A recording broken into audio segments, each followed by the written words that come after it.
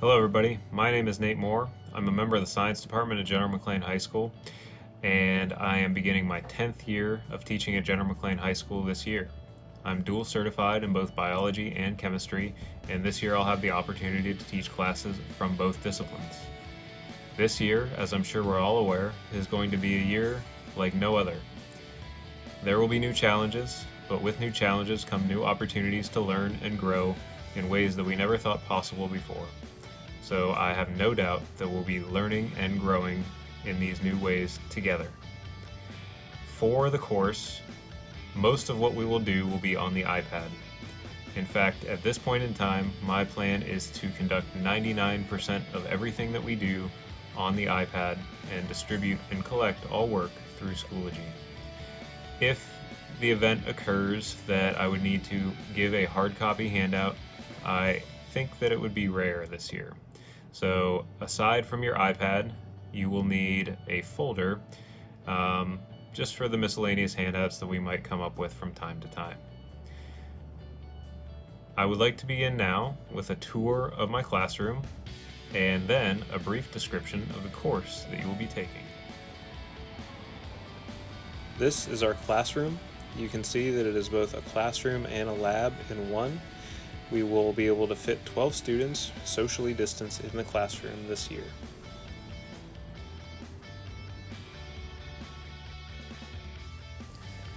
Welcome to AP Environmental Science. AP Environmental Science is an interdisciplinary course. It draws on disciplines in the sciences from earth and space science to biology to chemistry to physics. So really, you need to know a little bit about everything in order to be a successful environmental scientist. And for that reason, it's actually one of my favorite courses because I love how all of the disciplines come together and really provide for a unique and interesting course. For this course, we will be working primarily through the iPad and distributing and collecting materials through Schoology. It is my hope to be able to bring some laboratory experiences to bear during this class, depending on sanitation procedures and just how the year develops, but we will certainly do our best to incorporate lab experiences for our students. And last but not least, we will also spend quite a bit of time in discussion in this course as well, because many of the problems that face environmental scientists are not ones with clear-cut answers, and they do require you to draw not only on all the disciplines of the sciences in order to be successful, but actually the social sciences and political sciences as well. So discussion is a large part of this class, and I hope that it is a fun and engaging experience for everybody this year.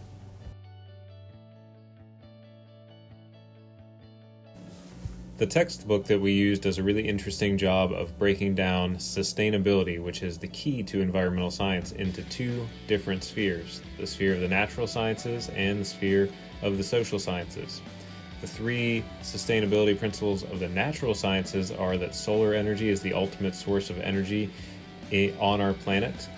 If the sun were to stop shining, we'd all be in big trouble, at least for a little while, because that's all the while we'd last. The second principle of sustainability is that nutrient cycling or recycling is key to a healthy planet. And this is one of my favorite thoughts. You know, we are made of the same carbon, hydrogen, and oxygen atoms that the dinosaurs were made of, and we drink the same water that the dinosaurs drank, because all of that material has been recycled since the time of the dinosaurs and even further back. And the last scientific principle of sustainability is that biodiversity is essential for a healthy biosphere and healthy planet. And if we start to decrease biodiversity through some of our actions, then we are going to run into trouble down the road, essentially.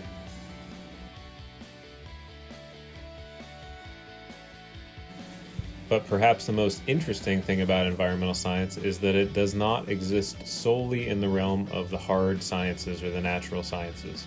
We also consider the implications the social sciences bring to this discipline as well, because many of the solutions that environmental scientists would seek to implement need support from the social and political spheres as well. From the economic sphere, we come up with the idea of full cost pricing, which is a really interesting idea that we will examine in quite a bit of detail throughout the course. And basically, in a nutshell, full cost pricing would incorporate all of the harmful prices of a practice into the market price of the good. And that would mean something like a coal-burning power plant would not produce cheap electricity, but it would actually produce very expensive electricity because of all the environmental impacts that go along with coal-fired power plants. In the political science sphere, we look for win-win solutions or win-win results. There are one example of this would be a green jobs program, where you create jobs and you are also transforming the economy into something that will sustain our society and sustain the planet into the future. And all of this really rests upon the shoulders of ethics and our responsibility to future generations. And you in this course will be taking up the mantle of those future generations, and hopefully we will have a great deal of really interesting discussions about how, again, these social sciences intersect with the natural sciences throughout the course of the semester.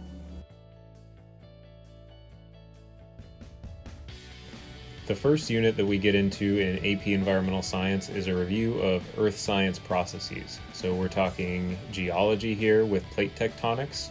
We talk about soils, we talk about the structure of the atmosphere, and this is a good review because most students haven't seen earth and space science since about 7th grade at this point in time. Now, we hit it pretty quickly because the class is very detail-oriented in a lot of other areas as well. However, we need this background to make sure that we are all on the same page and going to be successful with our discussions and conversations going forward. So this is a brief reintroduction to all of these different disciplines.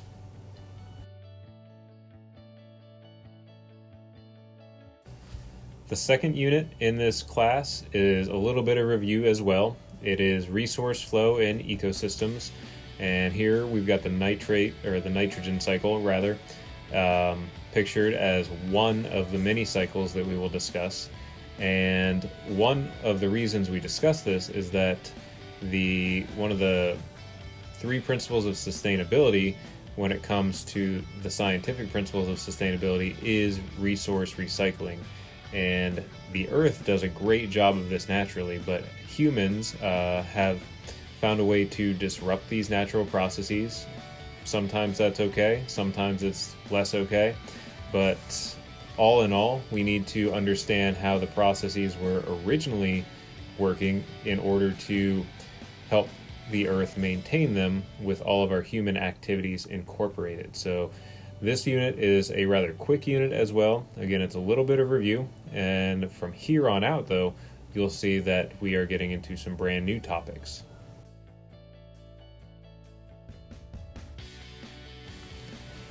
One of the first brand new topics that we get into is population dynamics.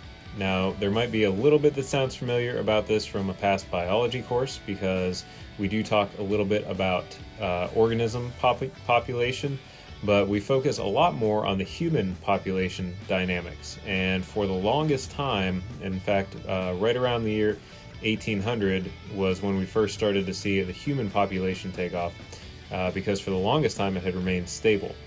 So if you were to backtrack throughout all of history and even prehistory, the human population would be right near the bottom of that graph there. But you can see it has taken off quite dramatically. And the question now becomes, where will it end? And there's a lot of different models out there that incorporate different behaviors and different characteristics to come to an agreement, and we will talk about how we use modeling in order to anticipate things like population and understand where we may end up in the future. The good news is the population can't grow forever. There has to be an end, and we will discuss exactly where we anticipate that end might be.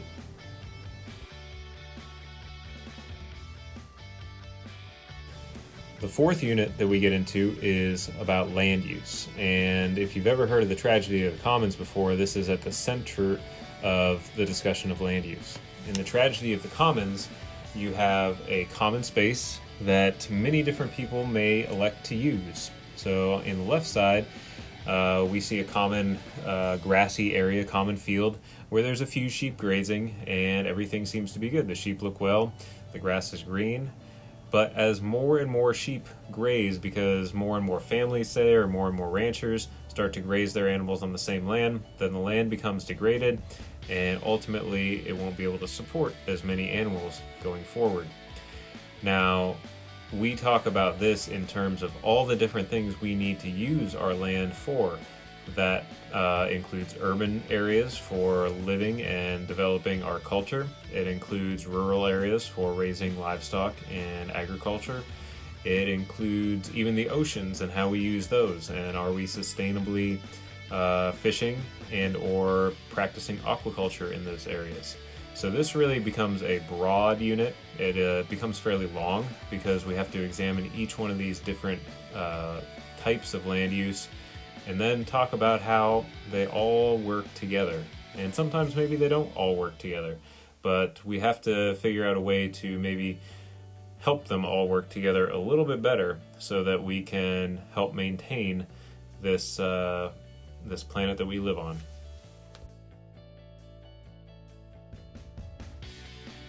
Our fifth unit involves energy concepts, and we talk about energy transfer, so we bring a little bit of physics in to begin with, but then we take a look at the energy delivery systems that our society relies upon, from the current design of power plants using coal, natural gas, possibly oil or nuclear power, which are all non-renewable sources of energy, to a transition to a renewable energy future involving wind power, solar power, and possibly other things like geothermal or tidal power. And this, I think, is a really interesting unit because we also take the time during this unit to examine how power plants work and how the electricity arrives at the outlet every time we're ready for it to be available to us and ready to, plug in our favorite device or turn on our computer or whatever it may be, or maybe even just cook dinner. We kind of take for granted how that power arrives at our outlets. So we will examine that, and we will examine how we as humans are also altering the energy flow in the ecosystem, and discuss the implications of that and how we might help the earth again sustain itself so that we can have many future generations to come without harvesting all of the energy resources for the short term.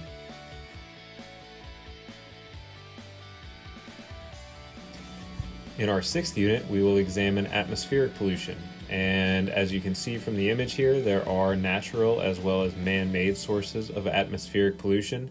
So we will talk about what all of the sources of atmospheric pollution are. We will talk about their impacts on the ecosystem, on actually the man-made ecosystems in cities as well, and upon human health, because human health is a central part of this discussion as well.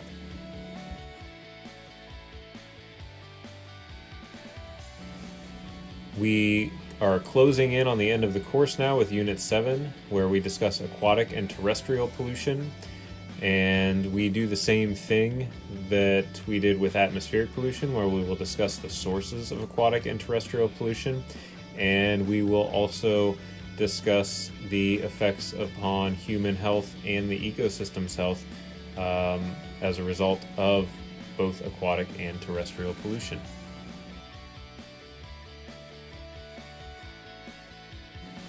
And we wrap up AP Environmental Science with a discussion of global change.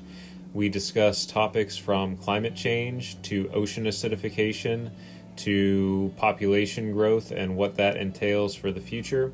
And by this point, we have a very broad range of topics that we have brought into our repertoire, and we are able to have some very excellent discussions at this point in class. And it's always fun when we reach this stage in class to hear all the different viewpoints and solutions that the students bring to these discussions. So again, I would like to wrap up with a little discussion of Schoology, but that gives you a pretty good overview of what AP Environmental Science will entail.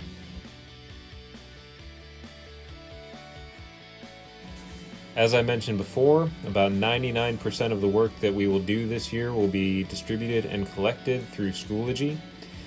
The students are quite familiar with this at this point in time, at least working through the iPad app, but I would like to take a moment to highlight something else that I think will be crucial this year, and that is that if you sign on to Schoology through schoology.generalmcclain.org in a web browser like Safari on the iPad, and I know it seems silly that signing in on Safari versus the app would have any difference, but it actually does, because when you sign in on a web browser, if I have set an assignment as due and a student wants to check whether or not something was submitted, Schoology has a neat feature, or at least it has in all other years previous, where when you are in a web browser, it will flag overdue assignments in the sidebar for you. So it is another way to stay on top of your work, not only in my class, but in all of the classes that you will take this year.